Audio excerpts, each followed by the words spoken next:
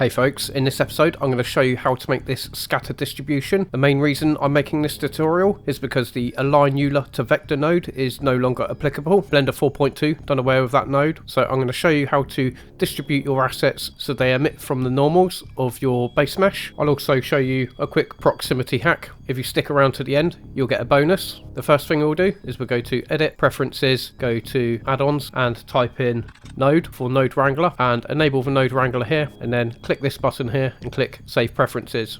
I'm going to hit numpad 1 to go into front view. I'll then select the default cube. I'm going to hit S.1 to scale it down by 0.1, hit enter. I'll then hit Control A and apply the scale. I'll enable my snapping tool up here. Tab into edit mode. I'm going to select all the vertices. I'm going to hit G, Z, and I'm going to snap it so the origin is in line with the base of the cube here. I'll then hit numpad 1. I'm going to go into X-ray view, and this is to ensure that I select all the back vertices as well. So I'll box select all these vertices. I'll hit G, Z. I'm going to snap it to the grid to around about there. I'm then going to hit E, S2 to extrude and scale that by 2. I'll then hit numpad 1, E, Z. I'm going to drag it up to around about there, and maybe S.1 to scale it in by 0.1. I'll then hit Control R to add a loop cut. I'm going to snap that up to there. I'll hit Control B to bevel. Just going to drag this out to around about there. I'm then going to hit number 3 for face select. I'll then hit I and I again just to inset, and maybe I'm going to hit Alt E and choose extrude faces along normals. I'm going to hold down Control and Shift to snap it to the grid. I'm going to bring it out to round about there. So we've basically made ourselves a little arrow. Excellent. In fact, I'm going to duplicate this arrow. So I'm going to hit Shift D, X, snap it to the grid to around about there. I'll then hit S.5. Enter, Control A and apply the scale. I'll then shift select this one. I'm going to hit M for move. I'm going to add a collection and we'll call this arrows. I'll then click this button to move it to that collection. I'm going to mute this collection for now over here. I'll then hit Shift A, Mesh, and I'm going to choose Cube. I'll then go to my modifiers over here and we'll add a modifier, and it's going to be Generate, and we're going to choose Subdivision Surface. I'm going to set it to level 2. I'll then click this arrow here and click Apply. Let's just hit Z, Shade Smooth, and now we can move on to the geometry nodes. So I'm going to bring this window up.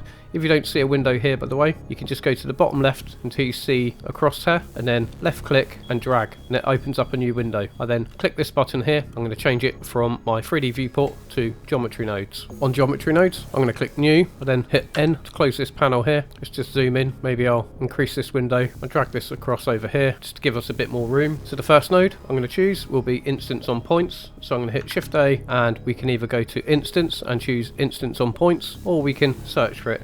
Instance on points. I'll then pop that in between there. I'm now going to choose a distribute points on faces. So Shift A, navigate to point, and then distribute points on faces. I'll pop that in here. I'm going to change it from random to poison disk. Maybe I'll set a distance minimum to 0.1.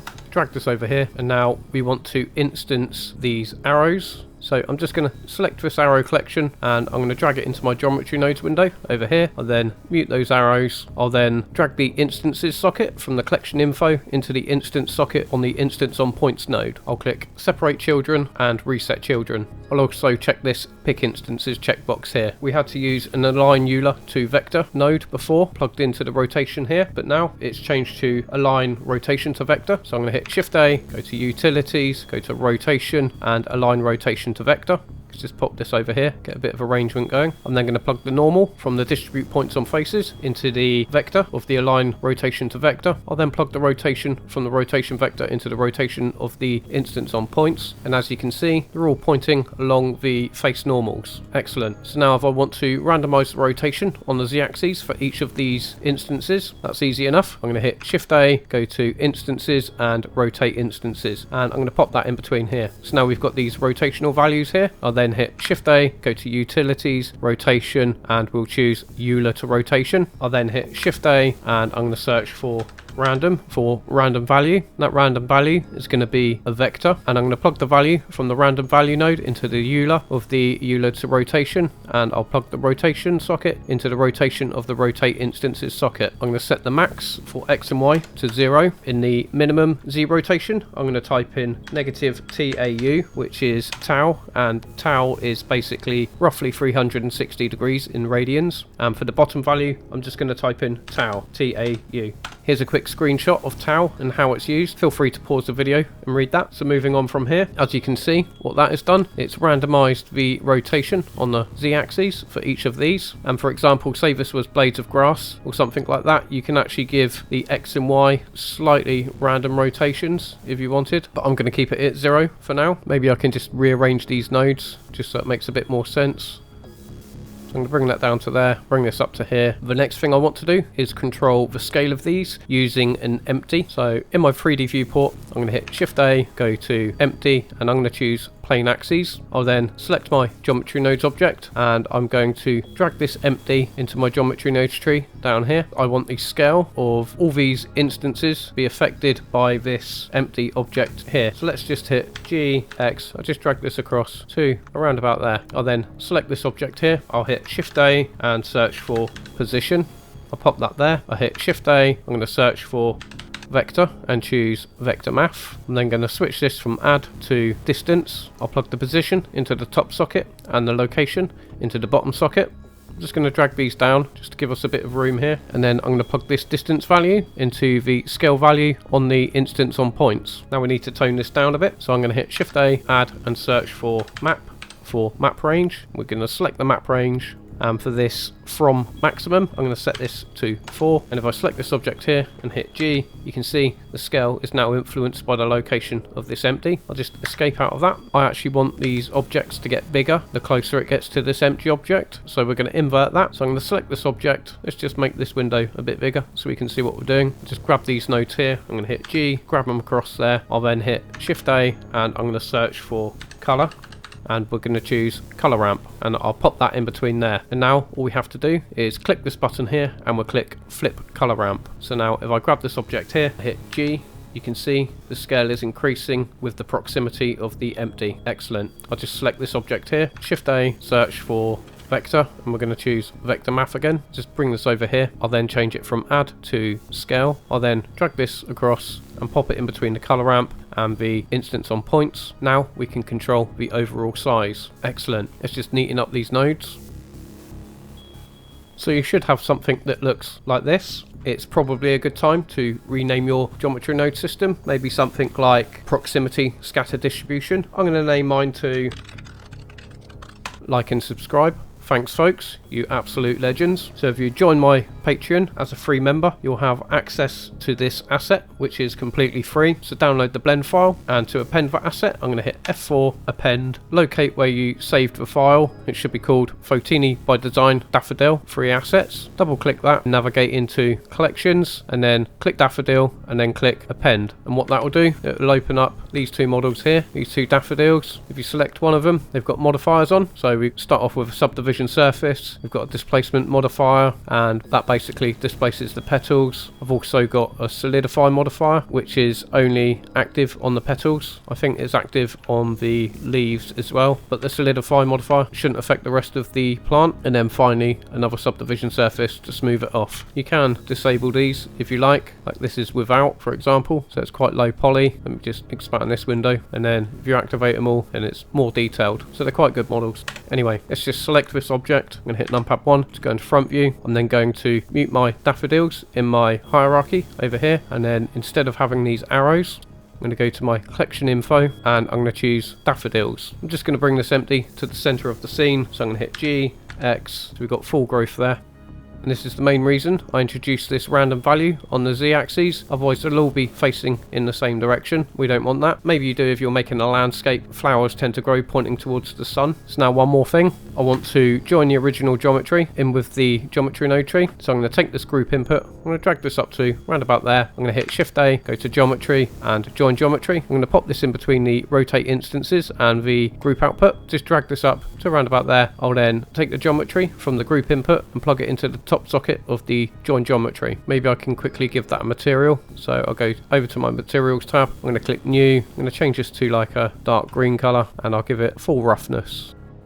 Okay, I'm going to increase the density max to 50, and with this scale factor here, I actually want to randomize that as well. So I'm going to hit Shift A and search for random and choose random value. I'm going to keep it as a float. I'll then plug this value into the scale factor of this scale node and say I want a random value of anything between 0.5 and 1. So now they're random scales between 0.5 and 1. I'll activate my overlays. I'm just going to rename this object to D for distribute. I hit numpad 1 to go into front view. I'm going to disable my overlays and maybe we can start extracting some of the values. So I'm going to grab this group input. I'm going to drag this distance minimum into the group input, the density max into the group input, and the density factor into the group input. I'll also drag this seed into the group input. I'll then drag this group input down to here. I'm going to drag this factor from the align rotation to vector into the bottom socket. I'm going to hit N to open up the N panel. I'll then click group, and down here under factor, I'm going to rename this to face normals. I'll then drag this down to here, and with this random value plugged into the scale, I'm going to drag the minimum into the bottom socket and the maximum into the top socket, and I'll go over here and rename the minimum to min scale and the max to max scale. I'll then drag this up here, and under this collection info I'll click the X button to get rid of the daffodil collection, and then I'll drag that collection info into the bottom socket of the group input, and we're going to keep that named as collection. And down here I'll then select the daffodil collection, so now we can change the collection on the fly without going into geometry nodes. And then I'm going to grab my group input down here, and for this object info node I'm going to click this X button and get rid of that empty object. I'll then drag the noodle from this socket into the bottom socket of the group input, and we're going to rename this to proximity object. I'll then click this box here and we're going to choose the empty object. So maybe I want to expose these random values for the rotation, so I'm going to drag the minimum from the random value into the bottom socket, and I'll drag the maximum from the random value into the bottom socket. I'll then rename this one to min rotation and this one to max rotation. And for the min rotation I'm going to click this single value here. For the max rotation I'm going to click this single value here. For the max scale I'm going to click this single value here. For the min scale I'm going to click this single value here. For the face normals I'm going to click this single value here. And for the density factor I'm going to keep that button there, because if we were to click that we can then choose a vertex group. So I'll just click that again so we can have that density factor. In fact, I'm going to rename this density factor to vertex group density factor. I'll then click N to hide that panel. We don't need that anymore. I think we've got everything covered in here. Now we've exposed this vertex group density factor, I can then select my overlays. I'm going to tab into edit mode. I hit 1 for vertices select. I'll then select over here, so I've selected none. I hit C for circle select, and I'll just grab a few vertices, maybe some over here and some over here for example. And then if I go to my data panel over here and under vertex groups, I'm going to add a vertex group, and let's just call this flower. I'll then click assign. I'll then tab out of edit mode, and if I go back to my modifiers and under vertex group here, I'll just click this button, and now I can select flower, and they're only emit from where the vertex groups are. Or if you don't want your vertex groups, you just select this button. The reason I added this face normals over here is because if you've got a landscape, plant life like vegetation always grow upwards in a vertical fashion, whereas rocks, as they fall on the ground, they would kind of go with the gradient of the ground, so they'll be pointing on the face normals. So for example, if I hit F4, click append, and I'm going to append my landscape generator, which I made in a previous tutorial. So I'm going to double click that. I'm going to go to object and go to geometry nodes landscape generator. I'm going to add this object here. You can download this for free if you join as a free member onto my Patreon, by the way. So I'd select this object. I'm just going to mute my original object. So I've got this object selected. I'm going to add modifier. I'll go to geometry nodes, and we're going to add that geometry node system we just made. I've called mine like and subscribe, and the proximity object was the empty, I believe. For the collection it was the daffodils. We could choose the arrows if we wanted to. I'm just going to select the daffodils. Just drag this down. I'm going to decrease my maximum scale to 0.25 and my minimum scale down to 0.1. I'm going to increase the density max to, let's say, 200, maybe 500. Excellent. I'm just going to turn off my overlays and turn off X-ray view. So as you can see, the daffodils are pointing along the face normals in real life, nature wouldn't do that, which is why I added this face normal option here. So they're all pointing up. Maybe we can give it a tiny bit of rotation. But if these weren't daffodils and they were rocks, for example, the rocks are more than likely going to be pointing in the direction of the face normals to an extent. That's basically why we've got this option here. Maybe I can add an overall scale. So if I set the minimum scale to 0.5 and the maximum scale to 1, which obviously is way too big, I'll turn the density down for now to 50. I'll just re-enable my overlays. I'm going to rename this to something more appropriate. Proximity scatter distribution. I'm then going to open up my geometry nodes again, and from the color ramp into this scale here, I'll just duplicate this scale node, Shift D, and pop it in between the scale and instance on points. And now we've got a master controller for the scale. So I'm going to drag this scale factor into the bottom socket of our group input. I'll hit N to go into the N panel. This scale here, I'm going to drag this all the way up above the minimum scale, and then I'm going to rename this to master scale. I click N, I'm going to grab my cursor into the 3D viewport and drag it down to the bottom left till I see the crosshair. I'm going to left click, drag down, and close that window. I can now bring my master scale down to 0.1 and still have the random scale function here. Maybe we can increase the density to 500. I'll bring the distance minimum to 0.025. Let's just disable my overlays. And yep, so the idea here, we're not creating a final piece. I'm just showing you how to make this geometry node system here, which is a really handy system. You'd save this as an asset, and then you can use this to scatter your nature assets or motion graphics or do whatever you want with it. So I'm going to mute this object and re-enable my original object. And there we go. That's how you distribute objects on the face normals using geometry nodes. I'll leave a link in the description to my Patreon where you can download these assets for free. The only requirement is you join as a free member. So one last thing I'm going to do, I'm just going to disable my overlays. I'm going to drag this up. I'm going to go back to my geometry nodes editor and I'll neaten up this node tree. The concept is pretty simple. I'm going to hold down shift, right mouse button click and drag, and it's going to add these node points here. So shift, right click on my mouse and drag, add these other node points, and I can select this one, shift select this one, hit SY0, and if I add another one, shift, right mouse button, drag, and then if I select this one and hit SX0, it's going to align all these points for us. So I'm just going to do that throughout this geometry node structure until it's nice and neat, and I'll get right back to you as soon as it's done.